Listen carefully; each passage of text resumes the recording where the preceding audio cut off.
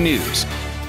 Hey, good evening to you. I'm Brian Sanders. Thanks for joining us on what has been a wild and unique news day in Oklahoma. We are following two huge stories right now. Tulsa County Sheriff Stanley Glantz announces his resignation after a grand jury requests he be removed, and another last-minute stay of execution for Oklahoma death row inmate Richard Glossip. That is where we begin tonight. The news breaking here within the last hour.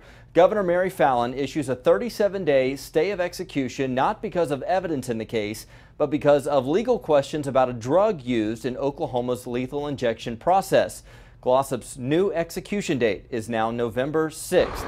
2 Works For You reporter Will Dupree live at the state penitentiary in McAllister. And Will, you were one of the few people chosen to watch Glossip die today. What is the mood there now? Well, Brian, another day, another unexpected turn for Richard Glossip. He was again issued a stay of execution, another last-minute stay of execution, just hours after he was supposed to die. Now, we talked to the director of the State Department of Corrections about 30 minutes ago. Director Robert Patton tells us that Glossip was given a 37-day stay, as you said, Brian. That puts his new execution date at November 6th. Governor Mary Fallin issued the stay surprisingly after questions arose about chemicals and lethal injection protocols. The state normally uses a combination of 3 drugs to handle the executions, and the DOC apparently had potassium acetate on hand today instead of potassium chloride, which would have been used to stop Glossip's heart.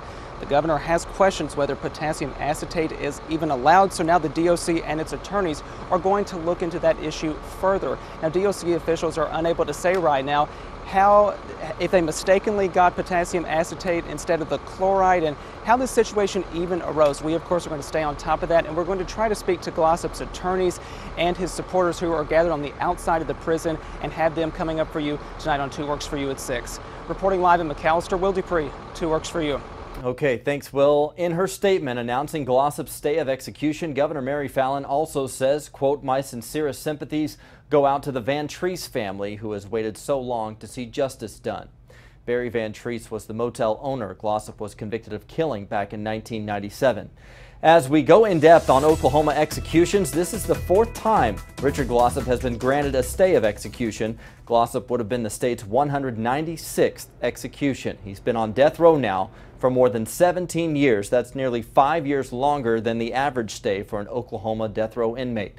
Glossip was set to be the first execution since the Supreme Court allowed the use of the lethal injection drug midazolam. For an in-depth look at the Supreme Court's response to Glossip's request for a stay and to read Governor Fallin's order in full, log on to KJRH.com. We've also posted all the statements from the Glossip family and legal team.